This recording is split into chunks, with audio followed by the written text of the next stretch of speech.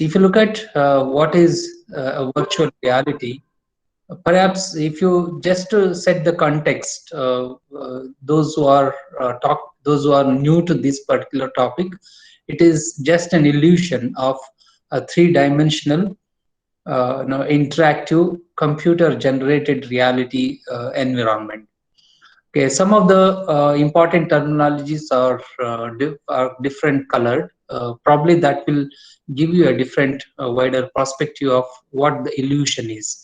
Illusion is something which is talking about the simulation of the environment.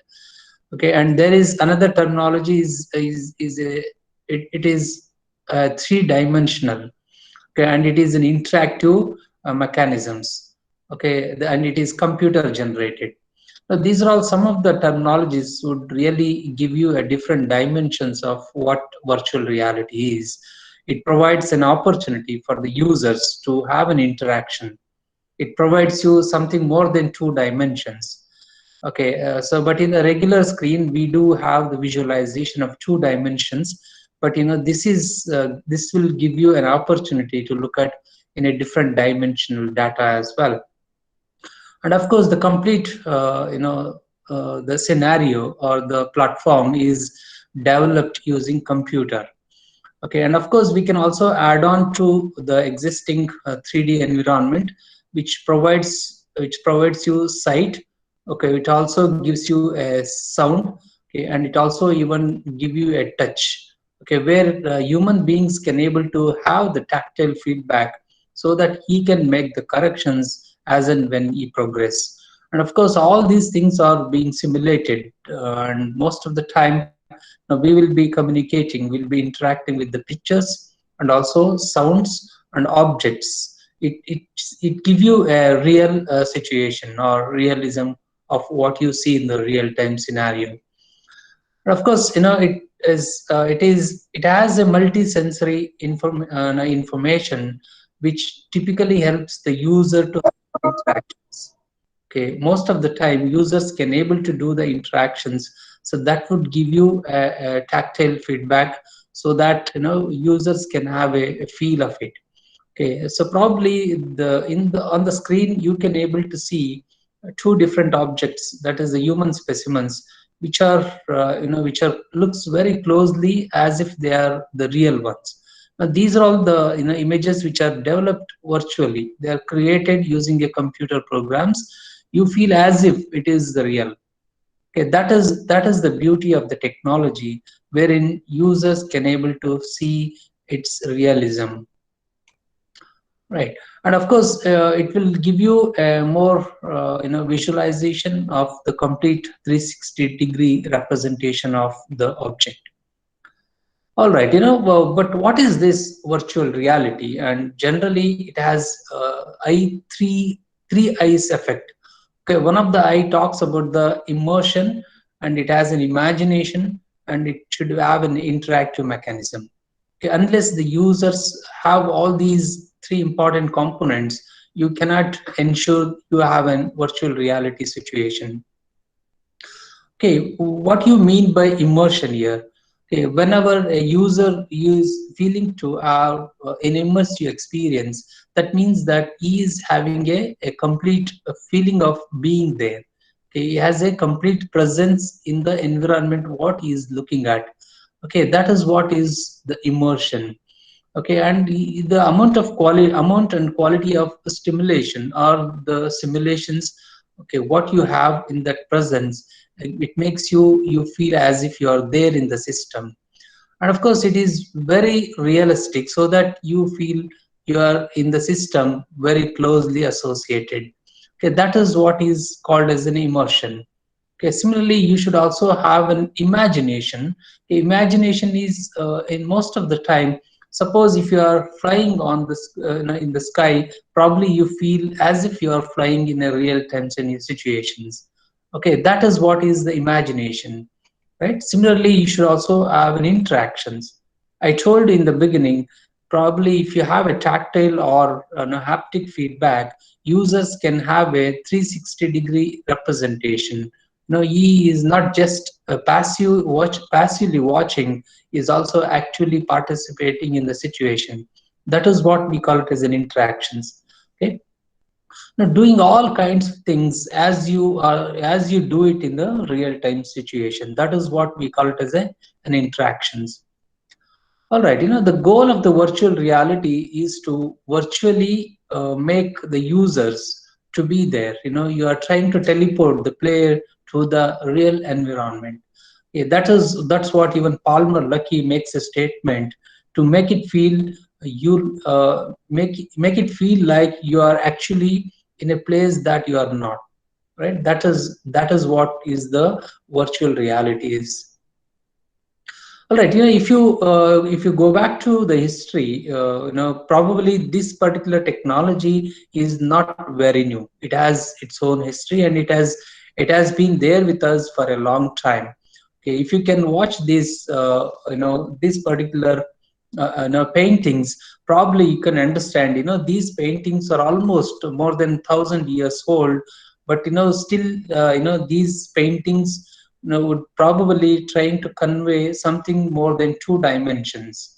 Okay, you can see the shadings within the paintings. You can see, look, there is more than two dimensions we can certainly observe. There is a texturing, there is a lighting conditions are provided within a two dimension. You can able to visualize more than two dimensional data. Okay, similarly, in the same things are existing right from the past. That's what I'm trying to say. But the technology is not so popular because of so many other reasons, right? But of course, it has all started way back in 1960. Some of the major contributions have started in this area, especially in 1962. The scientist, the Martin Hellig, came up with a device, or came up with a system called Sensoroma. Sensoroma is a device which it is a multimedia system which could able to provide you a three-dimensional visualization, and of course it has even have the vibrating seat, and also it used to produce the scent to make the users, or make the users to feel the 3D environment. That was considered to be the first device, or first system which could be able to acquire this virtual reality freedom. Later comes in 1960, scientist Thomas Furness has introduced a super cockpit, which is near in front of the aircraft, from which a pilot used to experience virtually. Okay, before the pilots get into the real-time flights, or real-time, the real cockpits, they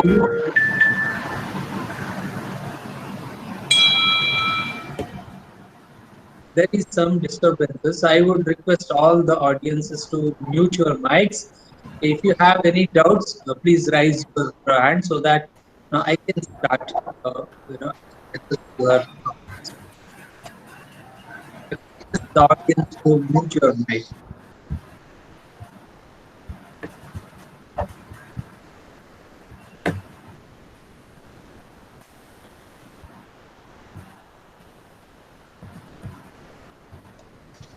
The participant, kindly mute your mic,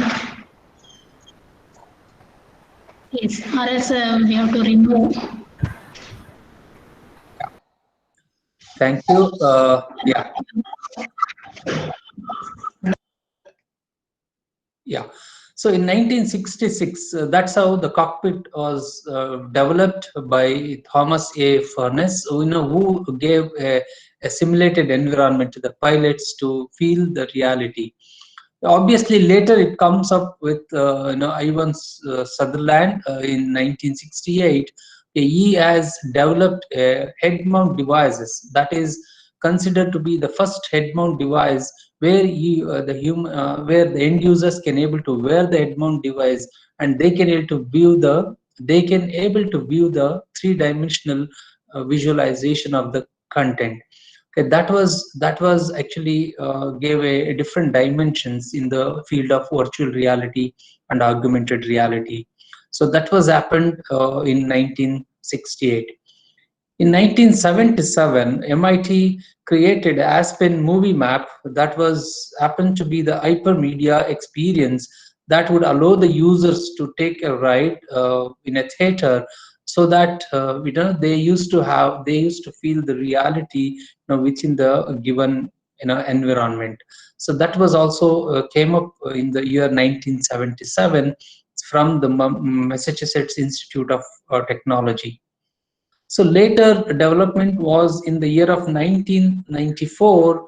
Uh, Perhaps the Sega has introduced virtual reality one head tracking device. It used to track the head, and accordingly, it used to give a feedback, and it used to learn the situation from the environment and give feedback to the end users. Now, as and when the heads have been rotated, accordingly, the scenario used to be changed. That was introduced in the year 1990 by Sega. Okay, that's how the technology has grown. With a lot of leaps and bounds. Later, the Valve have came up with a virtual reality environment, which is very realistic, which is realistic to the core, so that users can have a real-time situations can be visualized on their headset. So that used to give a complete immersive experience to the end users. So that was the development which has happened in 1914. And then Google has came up with a cardboard. Probably you might have already experienced, and you might have know how these particular technology. It's very well accepted and used by the publics because of its cheaper cost. Okay, wherein you can able to visualize the 360-degree images within the given cardboard and experience the virtual reality. Okay, that's how the technology has taken different dimensions. Now, even in 2016, Valve and HTC came up with a HTC Vive headset that used to give you a complete controlling environment, so that users can have interactions, and they can able to change the coordinate system, and they can able to fly around with a complete environment. Okay, that was the technology which gave a different dimensions to the immersive acknowledgement. That's the reason this particular technology is being used in the gaming environment in the current scenario. And of course, in 2016 itself, Oculus came up with a different technology called Oculus Rift, and even Oculus Go. There are a lot of variants the Oculus company has came up with, and it has released a virtual reality headset. Now, that used to give you a complete visualization of the environment. Okay, that was the scenario during 2016, right? At the same time, Sony has released PlayStation virtual reality headset, where it used to capture and track the head. Accordingly, the scene has to change based on their interactions. Okay, that was the situation now in 2016. And of course, then onwards, there are a lot of technology advances has happened. Okay, if you look at from the perspective of haptics, or in terms of tactiles, and of course, it used to provide you a complete immersive experience by a lot of companies like HTC Vive, and also Oculus and Gear VR. These are all some of the best contributed companies. If you look at even the Gear VR and Daydream, and even the Android, AR Core, and even Google, Apple iOS. These are all the companies who have came up with a lot of technology advancement in this area. That's how it has got a good market share in the area of entertainment and gaming, even in the advertisement, so on and so forth. Right? Of course, that was the history of that was the history how virtual reality came up from the past. Okay, from the past, at least from the past 2 or 3 decades. That's how the technology has taken a lot of changes in terms of ergonomics, right? So if you look at what are the different types of virtual reality, you can basically categorize them as immersive virtual reality, or even it could be the augmented reality, okay, or even it is so called, it's a projected virtual reality, right? So let us see what is this immersive virtual realities. Okay, so there are small variations or some of the important characteristics that we are expected to know. As far as the immersive virtual reality is concerned, user used to be a part of the situation or part of the simulated environment. Suppose if you are riding a the flight in a cockpit, probably you feel as if as if you are riding the flight, sitting in the real in the real flight. Okay, you will be a part of that virtual environment. That is what we call it as a immersive virtual reality experience. Okay, so even if you are looking at now, if you hear the headset, here the person is wearing the headset and he is trying to visualize, he's wearing the headset, and he can able to visualize inside the camera and inside the device all this situation. No, he feels as if he's pulling down the heart. He's trying to look at the internal organs of the human being, and he can able to visualize the complete 360-degree of the human body specimen. Okay, that is what we call it as a virtual reality, immersive experience. Of course, users do use the human head mount devices that are being generally used, and of course they do sometimes use digital spectacles to provide a 3D virtual space to the user's world. Okay, this is the immersive system which could able to provide all these situations, okay, within the head mount devices, right? So if you're talking about augmented reality, there is a difference between virtual reality and augmented reality. Okay, as far as the augmented reality is concerned, okay, you are going to augment the virtual components within the real time situations or within the real environment. Okay, probably you can see here the you are trying to purchase a sofa set or a chair or a stool or bench, whatever it is. These particular the furnitures are being augmented within the real time house. This house, you are taking this as a natural object. Okay, within the natural object, you are trying to augment these particular these particular furnitures. That's what actually the augmented reality. It is a mixture of natural scene or the natural characters, and also embedded with the virtual characters. Okay, that's how the elements are going to be augmented by computer generated sensory inputs. It could be even a sound or a graphics or even haptic feedback.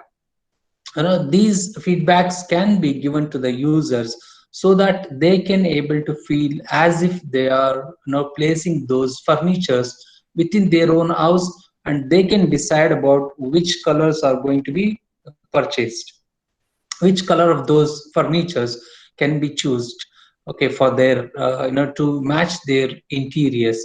So that is the beauty of this particular technology, right? Of course, it takes the real object as a foundation and augments the simulated entity to deepen the person's understanding. Now, probably you have one more applications of the augmented reality. Look, there is a customer who is trying to purchase the T-shirt. Okay, she is trying to match with the available T-shirts. So online in a real-time situations, a T-shirt can be augmented to our own body and check whether that would really make sense or make match with her interest. Now that's how the technology today is being used to do the marketing, or to even to do the the publicity, right? That's what we call it as an augmented reality. All right, if you're talking about the projected virtual reality, in the virtual reality environment, in case of projected, so there's going to be a larger display of the single surface. Okay, they call it as a cave. It's a different, it's a sort of collaborative discussions can happen within this projected virtual reality environment. Suppose if there are more than two persons wanted to have an interactions collaboratively, they call it as a collaboratively. If they want to do a collaborative discussions within the environment, probably they can use this projected a virtual reality in an environment, wherein a group of peoples can view the situations and they can able to understand and they can able to share their intelligence, or they can share their experiences. Look, the same thing is happening here. There is a medical anatomy. This particular anatomy is being explained to the medical students by a professor. He can able to share his thoughts to the students collaboratively. Okay, but, most of them are wearing the headset. Still, they can able to participate in the discussions, right? So another type of that's a projected. There are another application of projected virtual reality is a group of people can play together. Okay, look, there is the two boys are playing the football here. Okay, so collaboratively. Now that's also one of the applications you can find in this particular area. Right, another type of virtual reality environment you can have it is the desktop virtual reality. Of course, desktop has certain limitations. You may not have much, immersive experience because you will be feeling or you will be, interacting with only in a two-dimensional screen. Okay, so that will provide you, even though it has a three-dimensional data, you can able to see only on the two-dimensional screen, but that may not give you a better immersive experience. That's how you can look at. And of course it is more it's a very cost effective solution, I would say, okay, when compared to the other type of virtual reality environments. Okay, in by means of if you wanted to have a complete immersive experience, you would have to invest on the head mount devices. You need to purchase the head mount device. That would cost you around say 60 to 70K. Okay, so that's an additional investment you need to do it. Okay, but if you are doing it only on the desktop, probably you lose out that immersive experience. That immersion will not be available, right? So there is a lack of immersive quality, right? And of course, we can also have different interfaces. As I told you, if you want to have a complete immersive experience, you will have to invest on the head mount. Look at, there is an head mount devices. Okay, that would cost you an additional cost. And also, you can also, that comes up with and controllers. There will be a controllers which are straight available. These controllers would provide you a different opportunity to interact with the systems. I can able to grab the object. Look, there's the users can able to pull out the heart here. Now he can able to grab the object and he can pull out, and he can do a further exploration on that particular body specimen. Okay, that opportunity you can have it if you are using those interfaces, right? And of course, you can also use the tracking devices. Okay, as and when I told you in the previous slide, okay, if a particular person is rotating his head, or if a particular person is using hand controllers and moving his hand controller, hand controllers also can be captured using these controllers, these tracking devices. The responsibility of the tracking device here is to track the human activity. Accordingly, the scenario has to be changed. Look, every instance there is an action. Each and every action matters here. Okay, that's the beauty of virtual reality, interactions, which can able to provide you, tracking of each and every activities of the users, and also it provides you a navigation opportunity. And of course you can make the gesture recognition in gesture in as an inputs. Okay, look, this person is holding the heart just using a gesture. He's just using his fingertips to pull out the heart. That's fair enough, so that your tracker can able to understand what gesture you're using. Accordingly, your environment will change. That's how these interfaces would work, right? Yeah, some of the devices, as I was talking about, one such important device which is going to matters, or which is going to really makes an impact for the immersive experience is head mount devices. Even though it's very small in size, but it has a very simple and very small display optics, accommodated within that small space, and that would give you an opportunity to visualize the whole environment, okay, within that smaller space with a stereoscopic vision. Okay, so that's how the technology has grown. And of course it has different interactions too, right? Suppose a human being is wearing the headset, probably that will give you a 6 degree of freedom. Now you can understand the 6 degrees of freedom could be in terms of rotation and even translation. Look, there is a rotation. If a human being is rotating his head, probably this rotation can be captured. This rotation can be captured. That is one of the degree of freedom.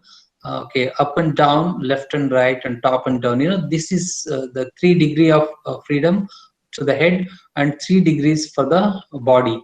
Okay, that's how the complete 6 degrees of freedom is available right now. But of course, there is an effort to increase the degrees of freedom given to the end users. Okay, so thereby you can able to provide an opportunity to capture any variations or any actions from the users that needs to be captured very sensibly and act accordingly, right? Of course, I told you there is an haptic interface and a tactile interface. Okay, the haptic interface is a technology which involved, okay, for the end users to feel the feedback mechanism. Suppose if here, suppose if the medical professor, or he is teaching to his fellow students, then probably you don't want to expose the real time or real human beings, okay, in the beginning. He wanted his students to go through in a virtual environment, the simulated environment. Then probably the haptic feedback or haptic tactile feedback would help the learners to practice in the virtual environment, and later they can get into the real-time operation theater. Okay, that is where the simulated environment can be enriched by using these haptic feedback. Okay, they can certainly feel, okay, and touch. Okay, they can able to cut in a virtual environment. Okay, that is the beauty of haptic in an interface. Okay, so whenever there is an interaction, whenever there is a feedback mechanism, that would make the situation more realistic. So that's how you can think of, right? So these kind of situation can be well or thoroughly understood on a cave sort of environment. Okay, in the cave environment, cave is a sort of uh, automatic cave automatic virtual environment. Now it surrounds with the screen. There are a lot of screens are surrounded. Okay, and there is a surround sound. Even the sound is 3D. we can imagine there is a 3D sound, okay, and even we can have a projected based virtual reality system, okay, and there are a lot of controls. Look, if you can able to see the human being is holding the controllers, and these control actions are being captured by a multi-sensory cameras. These cameras will try to capture the human beings, okay, actions, and that is being, even the head is wearing the head mount device. This particular will change based on his actions. Okay, so that is, of course, now all these headsets, the head mount devices is being connected to the system. Okay, this is an high-end system now, which could able to process all these inputs. Look, there are so many sensors is being located in the environment, and all these sensors keep sending the data on every instance of time. So look at the intensity of the data it is receiving. Okay, that is the reason why in the previous days, this particular technology was not that impressive. Today it is gaining such a popularity because we have a huge volume of computing resources. We have absolutely no problem as far as the computing resources are concerned. Okay, that is the reason why we could able to process that a huge volume of data, right? Now that is, I'm trying to give you an amount of data it is receiving on every instance of time. Okay, it's not just two cameras, it could be even more than that. Okay, so that is how your system should be good enough to compute all those data on every instance of time. Even a small change in this head mount device should have a change in the environment. That's how you can think of. Even a human being can able to, you can able to capture the objects, rotate the objects, or do the transformation. All that can happen within this, within this, controllers, right? Yeah. Yeah, another important device which supports virtual reality environment is a 3D scanner. Okay, the 3D data content creation is very much challenging. The reason why it is important is, if you want to create a 3D content, it needs a lot of modeling. Okay, you need to do the you need to do a lot of I would say it's a modeling. Okay, and I need to have a lot of design work. Okay, and I should have a lot of texturing. Okay, okay, and we should have coloring. Okay, coloring. Okay, and then there's a lot of mapping. Now there are a lot of things involved in creating the virtual reality environment. It's not that easy. Even if you want to create a 3D sound, okay, you should have a proper devices. If you want to have a shading, you need to have a programming for that. Okay, all that involved in these in these activities. So in that context, 3D scanner would help you to capture the objects, the 3D objects, and then that can be ported to your environment. Okay, I can able to scan the object, and I can able to capture the 3D environment, and then that can be ported to the simulated environment. And of course, that would help you to improve your, to create your simulation environment. All right. Another device which really helps you is a boom. It's a binocular omni orientation monitor. Now it is really coupled with the head mount devices. It's a sort of a stereoscopic display device. Okay, most of the time, the screens and optical systems are housed in a single box that would support all these kind of activities. Now, even today, a lot of PlayStations comes with this boom devices. It could give you a lot of opportunities to interact, and it's a high-end system. It's usually found in the gaming environment. Okay, and of course even in the medical environment. Okay, another set of devices are data gloves. Okay, these data gloves, as I mentioned, if you want to capture each and every change in the actions, or when human beings tend to hold the hold the objects or making a gesture signs, probably these hand glove data gloves are really useful. Okay, these data gloves are being wear by the end users, and they can able to perform these actions. So there will be a optical sensors which captures these movements, and those movements are accurately measured, and the position of the coordinate system can be passed on to the end servers. Okay, even a small finger movements or a wrist movements are going to be captured, and that will be passed on to the system, so that system can able to use all this data and compute it in a parallel environment and send the output accordingly. Now, these kind of the hand data glosses would help to capture the environment, right? Now you can see the scenario here. There is an head mount device she is wearing. Okay, and accordingly there are the data gloves, hand gloves are being used. She is making a gesture. She is making a gesture recognition, so that this can be captured by the controllers. This can be sensed by the sensors, and the data will be passed on to your system. Accordingly, it computes the environment, right? And similar devices are motion tracking system.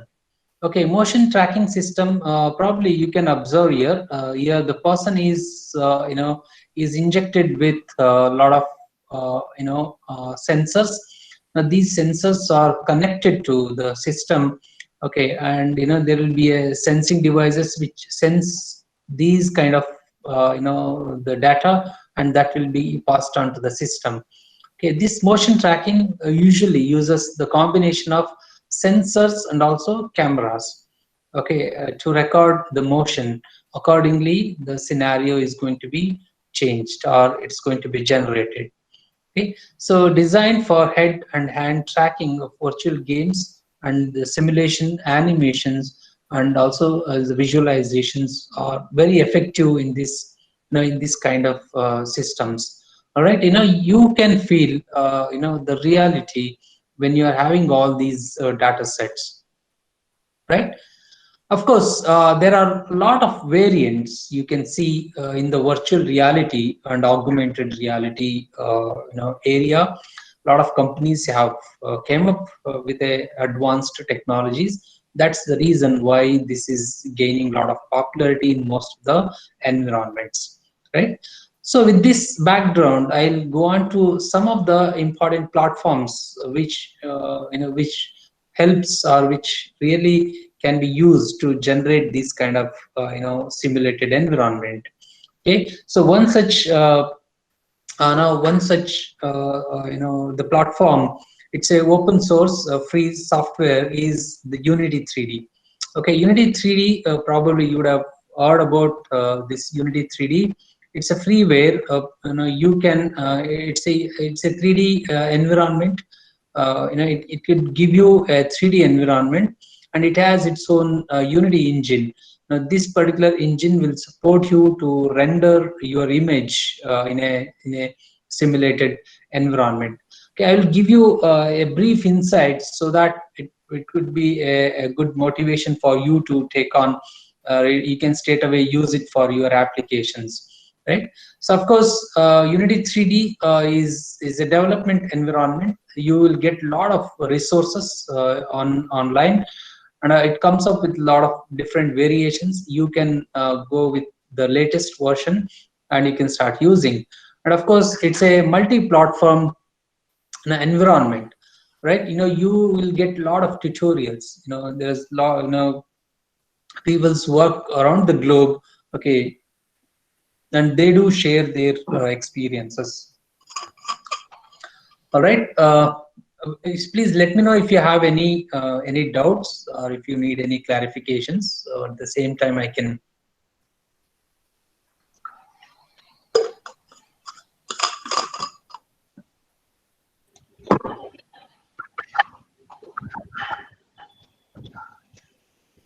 Yeah. So the reason why people do use Unity 3D is it's very easy to deploy it, even if you have a very Windows, you have versions. If you are using Linux, you have a version for that, and you need to have a very limited the RAM. If you can have, if you have a 8 GB of RAM or 4 GB of RAM, or if you are having the GPUs still good, right? And of course, it has a lot of flexibility in using some of the tools, and of course, it is very powerful. And there are a lot of active developers are available. And of course, most of the peoples do use Unity 3D because of its features, right? But if you look at in the first screen, okay, it looks something like this. You have a development screen. Okay, you can bring a lot of components, a lot of objects, and you can create the scene in this particular screen environment. Okay, so this will be this, you can see it on the screen how you are generating the scenario, right? And all these scenes are going to be supported with a lot of tools. There is a tool which is called hierarchy. Now hierarchy is an important tool in the Unity 3D. Okay, hierarchy tool changes depends on what level of scenes you are. Okay, most of the time, this particular Unity 3D is useful to, you might have played certain games. Most of the time, the games are developed using Unity 3D. Okay, it has a complete support for developing games. It has a different levels of games can be created. Okay, especially the hierarchy is a set of properties it provides. Each and every hierarchy will change depends upon what level of the scene you are creating. Okay, similarly, another important tool available is a project, is another tool wherein you can store most of your data in terms of having its own folders. Look, there are folders available here. Is a scene folder, there is a demo forest, there is a demo industry. Okay, all these scenarios can be stored in a appropriate folder. We can store it in this particular window. And apart from having this different scene folders, you can also store the scripts. Okay, and you can also store the shaders. Okay, now that's how actually the project is an important the area where you can see all the related folders required to create this scene are available here.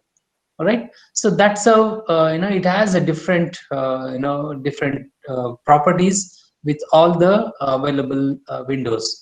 Okay, another window available is an inspector. Okay, inspector is a properties window. It's really gives you a properties of a one particular object.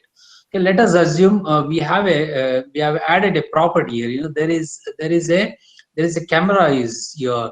Okay, suppose if I click this particular camera, that's corresponding properties are going to be visible here in this inspector window. Okay, this would give you coordinates of that particular object, and this would also give you different flags selected for that particular object, and this will also give you a color, and also all these related properties can be activated in this particular inspector. Okay, this is not a constant parameters. Okay, this inspector properties will change based on what object you are selected. Okay, suppose if I select this particular this is another the 3D sound. Now you are trying to embed the 3D sound object here. Okay, if I choose this, if I select this, then the properties window will have a different parameters. Okay, which are all the parameters which are essentially required for this particular object is going to have it in the inspector window. All right, I can able to view at different layers. There is a layers pop down icon here. I can choose different levels and layers, okay, as per the design what I would like to have it here, right? So that is the beauty of the Unity 3D, right? So you have a camera view. Look, there is a camera associated with this particular scene. Okay, there is an x coordinate, there is an x coordinate, and there is a y coordinate, and there is a z coordinate, z coordinate, right? So whichever the coordinate, suppose at this point of time, now it is the y coordinate are visible. If you want to look at the z coordinator, and if I want to look at from the other side, then probably I can able to rotate this. I can choose this particular object, rotate whichever the coordinates you wanted to see, whichever the axis you wanted to see on in front of you, right? That's how this particular object has its own property. Now, this is how the Unity 3D provides an opportunity for creating such a depth, the scene, and then you can able to associate with each and every levels of scene, and then you can run it together. Okay, the toolbars which provides to run this particular scene is available here. Okay, I can play there is a play button here. I can play a scene and look at the preview whether the scenario or scene is as per your visualization or not. Is it as per your imaginations? Accordingly you can change if it is not. Okay, these are all the opportunities this particular window provides to the users, right? So like that, there are so many other the properties you can see. So there is a center here. Okay, there is a local icon here, and I can, if I want to zoom it out or zoom it in, and if I want to rotate, okay, I can use the hand object, I mean the icon, to move the scenario or move the screen. And all these tools have its own functionalities. Okay, that's how I can look at, right? So apart from having this scene, I can also do the import. I can able to import the assets here is a different characters. Suppose here is a forest. Okay, I need not have to recreate the whole scenario. Here there are trees, there is a rock. Okay, there is a sliding scenario here. There could be animals in the forest. Okay, there's a landsliding. now, these particular scenarios are already existing. I need not have to recreate it. Okay, so those are all called assets. Now I can straight away import those assets, the 3D assets, straight away to the virtual reality environment in the Unity 3D. Okay, so Unity 3D, users do create these 3D environment assets. I can straight away use those assets. But probably I've seen you have seen in my previous slides. I have used a lot of 3D 3D assets. They are readily available. I have not created them. It's already available. I can use them. Okay, that is what we call it as a asset stores. I can straight away use the assets which are existing. I can integrate.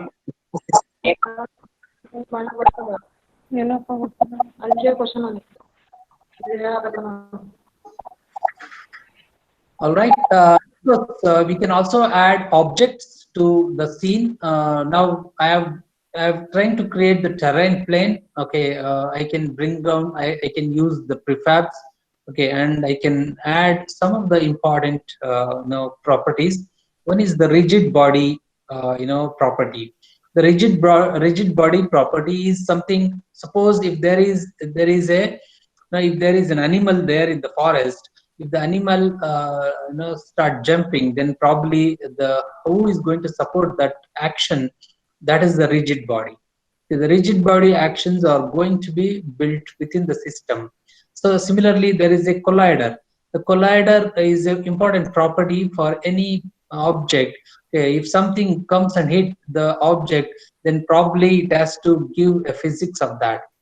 those physics properties need to be incorporated. Now, all these properties are readily available in the Unity 3D. That is the reason why I told you Unity 3D is an essential component in the virtual reality environment. You can straight away start using it.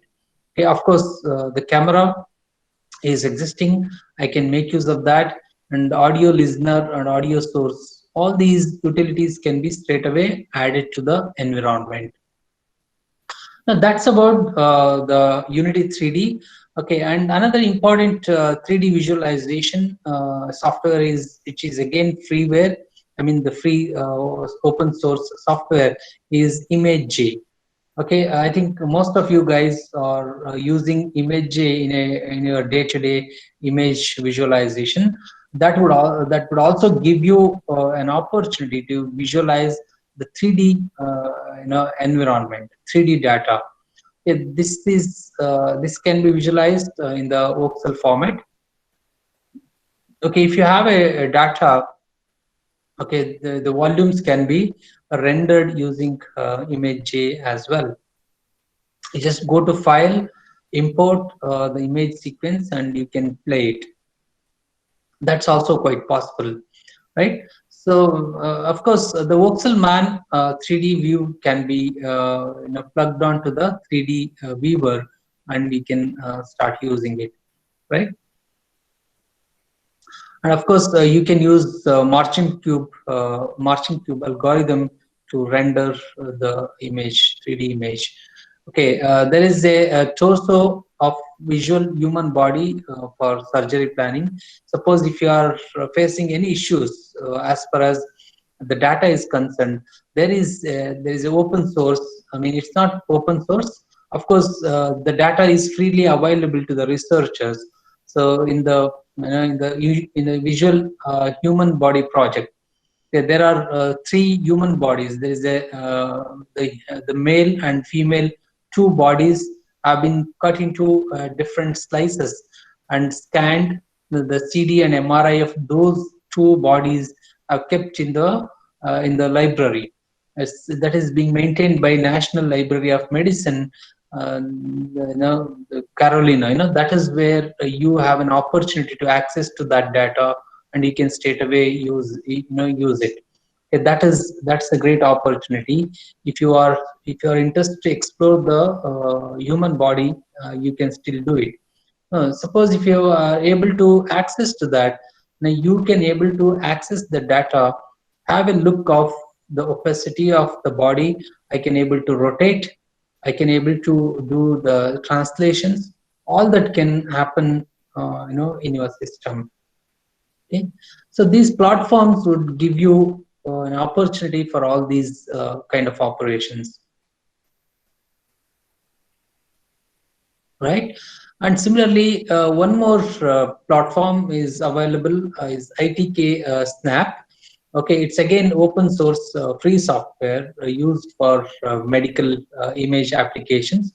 If you want to do the segmentation of a tumor, okay, and then probably this would help you to do all that. But of course, it provides a semi-automatic segmentation used for active control methods using snake tools, which provides a manual segmentation in three orthogonal planes. Of course, most of you guys are exploring this ITK Snap. Okay, that is also an important platform where we can start using it.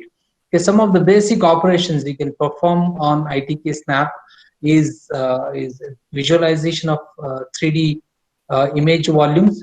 I can render the 3D image on the platform. I can label the anatomical structures can be labeled for easy understanding.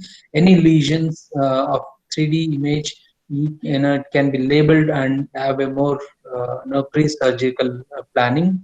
And I can able to edit the segment using 3D tools. Okay, and I can able to load and save the segmentation that I'm going to tell you in the next few slides, right? Of course, as I mentioned, if you have if you have a CT data, MRI data, that ICOM data, probably you can You can import that, and I can use it on the ITK Snap. You can do a lot of pre-surgical planning, within the Snap platform.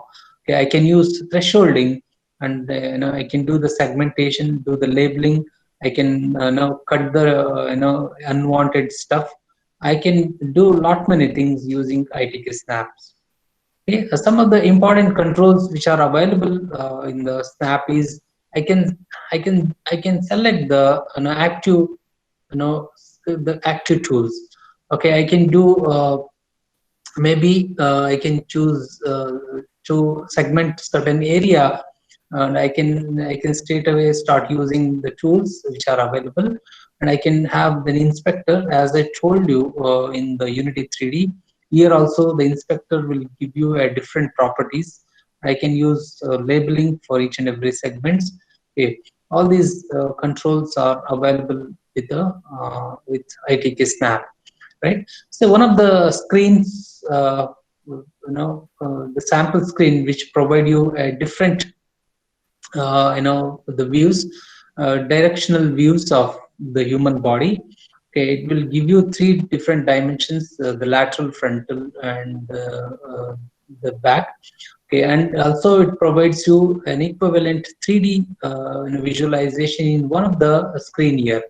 Okay, I can able to view the 3D, the data in one of the window, right? And I can able to do the segmentation. I can able to perform the the pseudo coloring, okay, based on the intensity of the image, based on the intensity of the pixels. I can able to use I can able to use the polygon tools, okay, which could help me to do the segmentation and perform the pseudo coloring of that particular area, right? Yes. Okay. So it looks something like this. If you are using, we have done the segmentation using the ITK Snap, that is being rendered on ParaView, ParaView, so that it has a easy way to render it on the screen. You can able to see a different segmented colors or pseudo colored in areas which has a different intensities. Probably this can be used, this can be easily done by the doctors, before prior to their surgery. Okay, or if they want to explain it to their junior doctors, if they can able to do the pre-surgical planning in the CT data, right? Yeah, a similar platform which could help you to explore the 3D data is the 3D Slicer. Okay, the 3D Slicer is a very powerful tool. Of course, again, it is a free software. It's a freeware open source available to anybody. You can straight away download and you can start using it. And even, of course, you can have the training data sets which are easily available in these locations. You can able to use them for your experimentations, right? Some of the important tools which are available in the in the package is I can able to load and visualize the multi volumes of data, and I can able to do the segmentation what we have done in the ITK Snap. The similar things are even more advanced. Segmentations can happen in the 3D Slicer, and it is very user friendly, and it provides a very user friendly environment to have a better interactions, right? I can able to create a situation, or I can able to create scenes. I can store it, load it as and when it is required. Suppose if you are trying to teach to the younger or the students in the educational institute.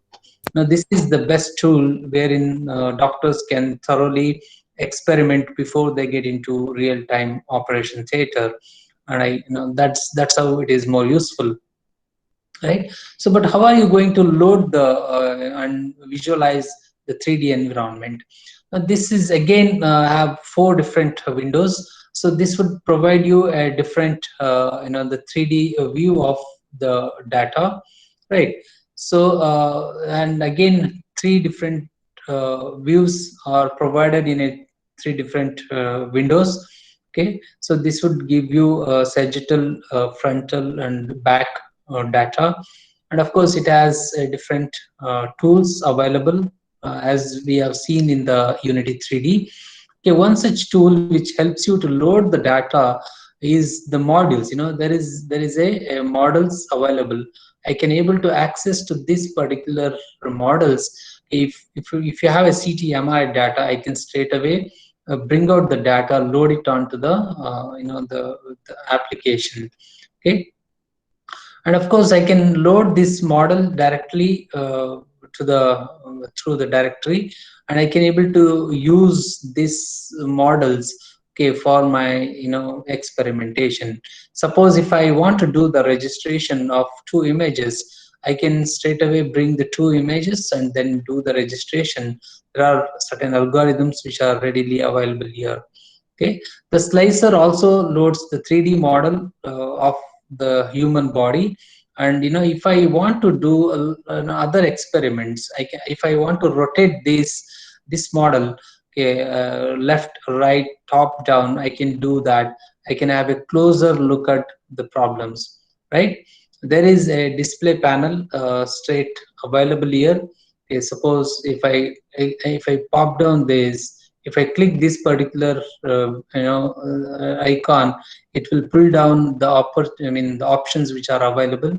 Similarly, another option available is a clipping. There is a save operation. There is a model hierarchy.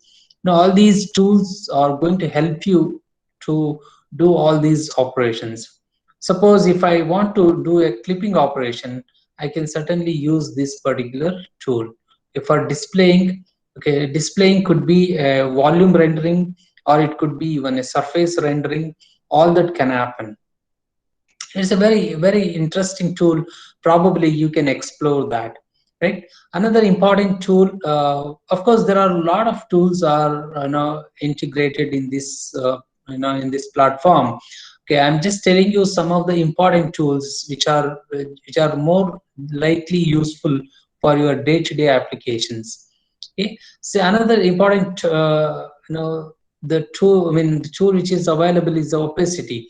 I can able to look at the opacity of that particular object.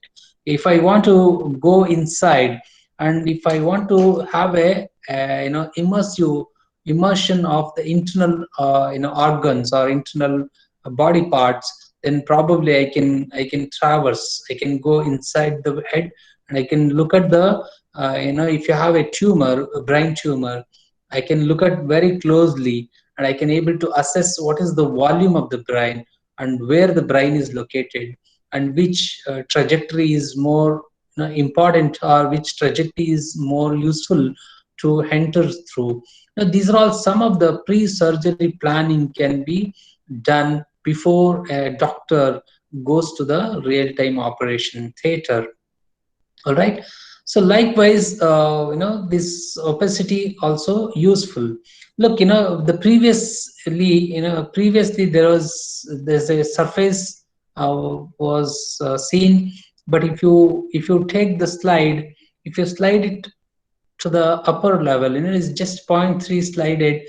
Now I can able to look at the internal organ. I can able to see some of the vessels, some of the nerves in the brain. I can able to have a close.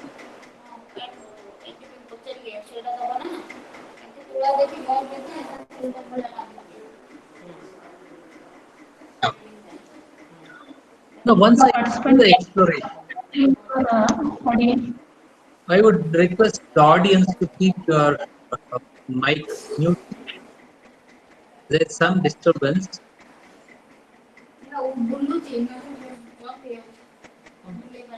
Please keep your mics muted. All right.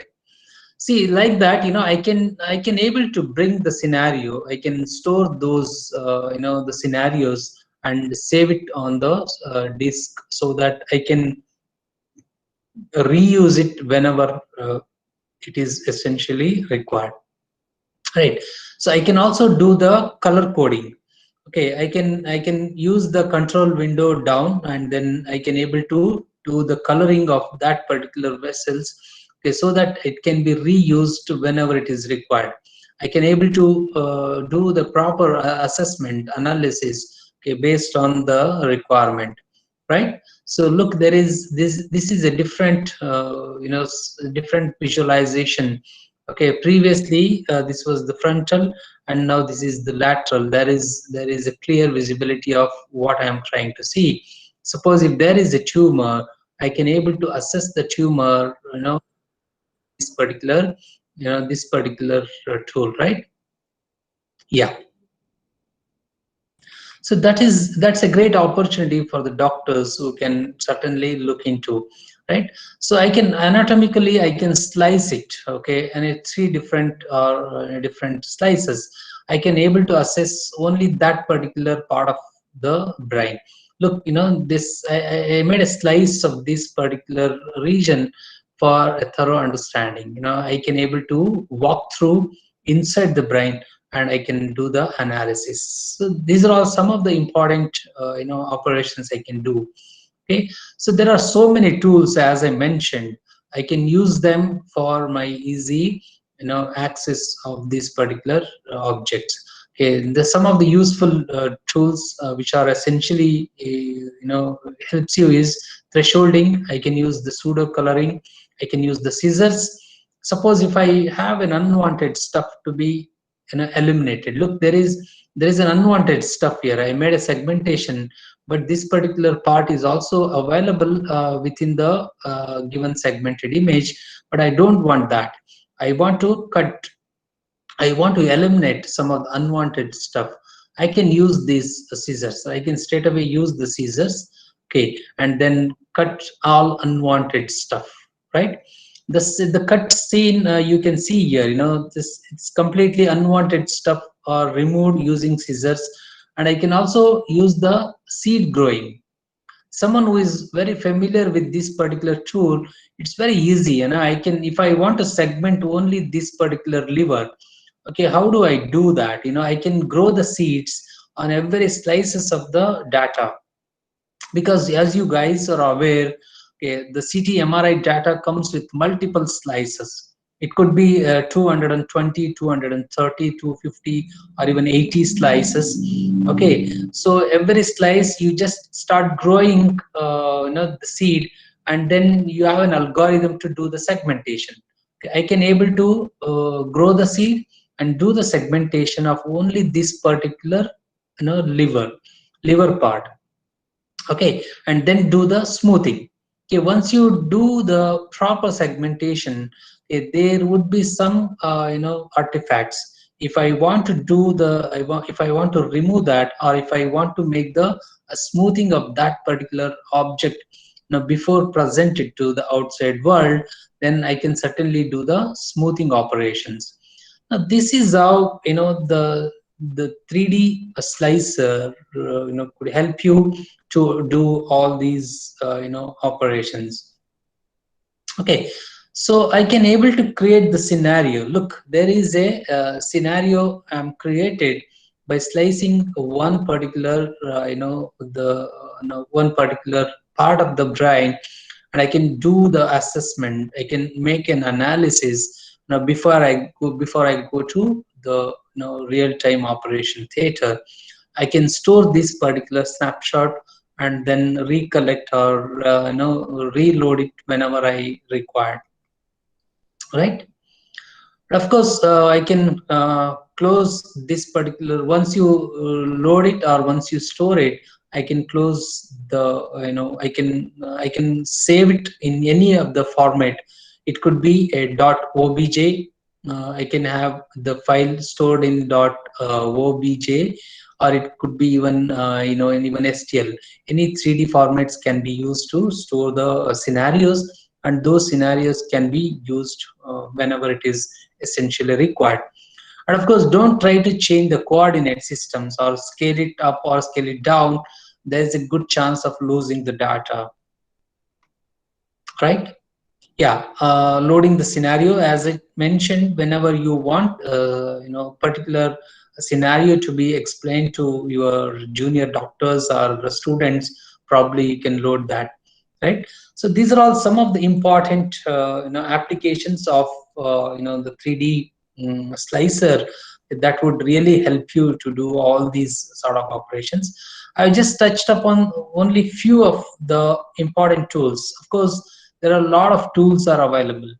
Okay, even in the Unity 3D, you can access, you can create a wonderful virtual reality environment. There are a lot of supporting tools are available. Okay, I have just touched upon only few of those components, right? So I have done with my presentation. I thought give you some insights about some of these stuff. Okay, just to conclude my talk, what I would like to say is, this really enables the user to do a surface or volume rendering of the human body specimens for deeper understanding, or even to manipulate certain things. Okay, and you can use them whenever you require to. And of course, the virtual reality and augmented reality technology would enable the users to have a 3D interactions, as I mentioned in the beginning. Okay, and it also gives an opportunity to explore the human body specimens, anatomical views. I can have a walkthrough of the human body, understand more critically, critical things, and then plan my surgery. And of course, this gives you an opportunity to do an immersive experience, to feel the reality in a different environments. And of course, it is a open source platform. It is available in Unix or Linux or even Mac, Windows platform, right? So this is, I would request all the users to explore. If you are really working on medical domain, this would give you a different dimensions altogether. Okay, that's what I wanted to say. Thank you, and I would like to express my sincere thanks for the organizers for giving me an opportunity to share my thoughts within this related time. Thank you. Thank you, sir. Thank you, sir, for the valuable information sharing virtually. Now I request the participants to ask the questions or write in the chat box. Thank you, madam. Sir, excuse me, sir. Sir, for a few seconds we lost the network. If you find any chat messages, sir, just kindly go through, sir. If Sure. anybody has asked a question. Sure, madam. Yeah, I left my email ID. If somebody wants to know more about that, probably they can mail me as well. That's not a problem at all. Okay, that will be fine, sir. Thank you, sir. Thank you, madam. Thank you. So thank you very much, sir, for sharing the valuable Sure. information. So one Yeah. or the other we will meet, sir. Thank you very much, sir. Thank you, madam. Thank you so much. So participants will break for today. So we'll meet tomorrow for the next session. So thank you one and all.